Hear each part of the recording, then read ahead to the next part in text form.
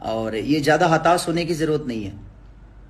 ये जिस तरह कुछ दिन पहले प्रॉब्लम हुई थी, थोड़ी प्रॉब्लम और होगी, क्या फर्क पड़ता है? जिंदगी रुकती नहीं है। आज सुबह हुआ है तो शाम होगा, ये तय है। जिंदगी मिली है तो मौत पक्का है।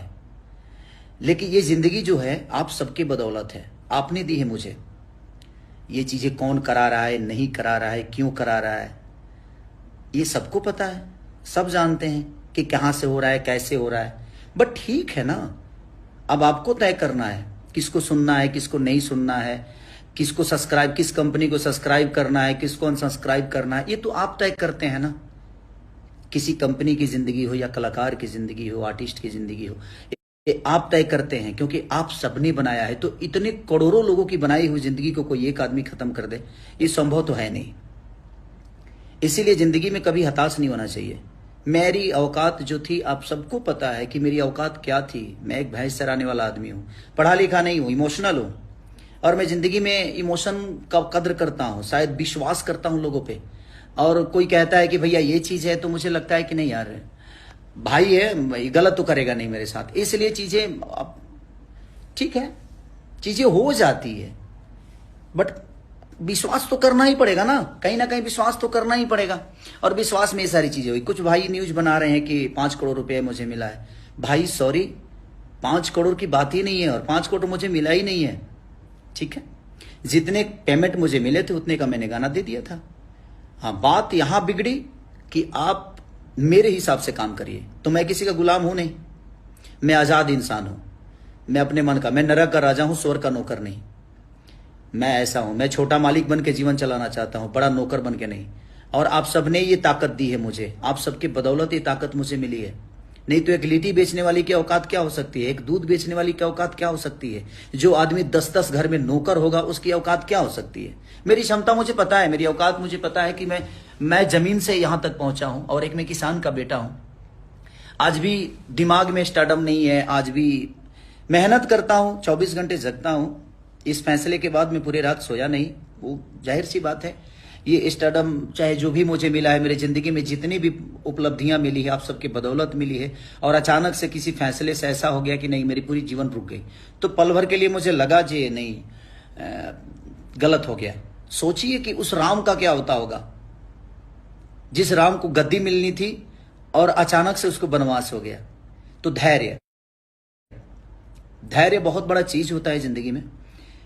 कि धैर्य अगर आपके पास है तो जिंदगी में आपका कुछ बिगड़ेगा नहीं। और जिसके पास इतनी जनता हो, जिसके पास इतना प्यार हो, जिसके पास इतने सारे हाथ देने, आशीर्वाद देने वाले हाथ हो, उसका कोई क्या बिगाड़ सकता है? मैं हताश नहीं हूं इस चीजों से। और आप लोग बिल्कुल निश्चिंत रहिए, चिंता मत करिए। मेरी जिंदगी किसी एक की नहीं है जिसे कोई खत्म कर देगा। और 5 करोड़ वाली बात बिल्कुल गलत है कि मुझे 5 करोड़ रुपए मिला है। तो जो भी भाई हमारे न्यूज बना रहे हैं, प्लीज आप इस बात को एक बार पढ़िए और देखिए। 5 करोड़ मिला नहीं है।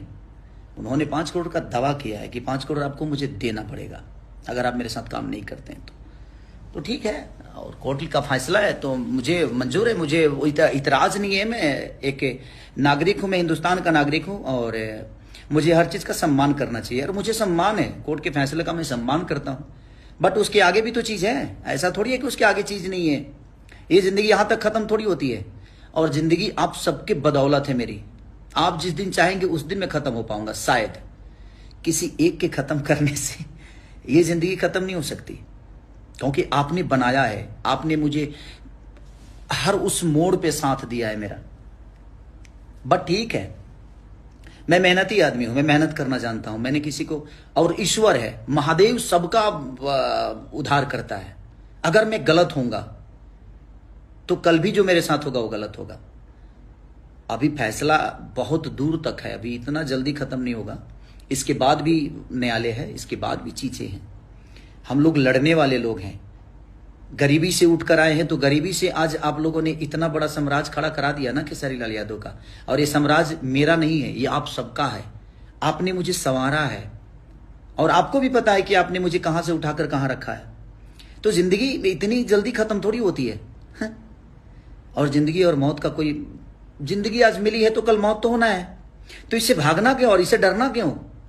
मैं नहीं डरता अब, क्योंकि मेरे पास इतने आशीर्वाद देने वाले हाथ हैं कि मुझे लगता है कि मेरे माँ बाप आज अरबों में हैं। मेरे माँ बाप सिर्फ एक नहीं है, सिर्फ मंगरू यादव और मदोदरा देवी ही नहीं है।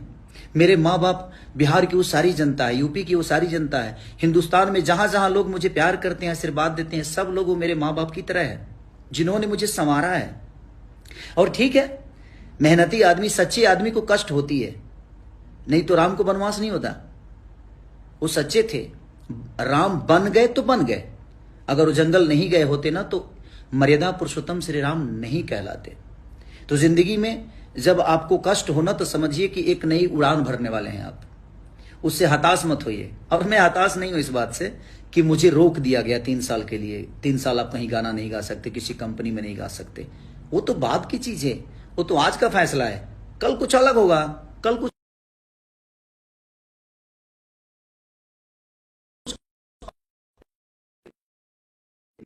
होना है, और ये पूरी दुनिया का नियम है। तो को संकुल निश्चिंत रहिए, मेरे कहने का मतलब यही है। और मैं आपका भाई हूं, कोशिश हमेशा करूंगा अपने फिल्मों द्वारा, अपने गाने द्वारा आप सबका मनोरंजन कराते रहूं। हमेशा मेरी कोशिश रहेगी कि आपका प्यार और आपका आशीर्वाद जिस तरह अभी तक मिला है मुझे, मैं हमेशा आपके साथ कोशिश करूंगा कि आपका प्यारा भाई, आपका प्यारा बेटा बनके आजीवन आपका सम्मान करते हुए, अपने संगीत का सम्मान करते हुए, अपने बुजुर्गों का सम्मान करते हुए अपने जीवन को मैंने चलाया है। और मुझे दुख इस बात का कभी नहीं होगा कि मेरा कुछ बर्बाद हुआ। बर्बाद अगर खेसारी होता है तो भोजपुरी समाज होती है। जो भी भाई अगर गलत न्यूज भी बना रहे हैं तो शायद उनको ये लगता होगा कि हम खेसारी को नीचा दिखा रहे हैं और खेसारी को गलत। भोजपुरी के कलाकार को अगर कोई हताश होती है, चीजें होती है, तो नो डाउट प्रॉब्लम भोजपुरी समाज को होता है, पूरे समाज को होता है।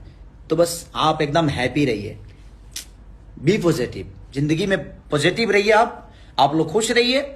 आज नहीं तो कल इतना 14 ही बरस का वनवास हुआ था ना, लौटे तो मर्यादा पुरुषोत्तम श्री राम कहला के लौटे वो, नहीं तो वो अयोध्या में सिर्फ राम थे, दशरथ के पुत्र थे, बट लौटे तो मर्यादा पुरुषोत्तम श्री राम कहलाए। तो जिंदगी में जब वनवास से लौटती होती है ना, तो वो आपका कद ऊंचा करके लौटाता है। तो जिंदगी है, रास्ता है, चलना है, और रास्ते चलने में कांटे भी आते हैं।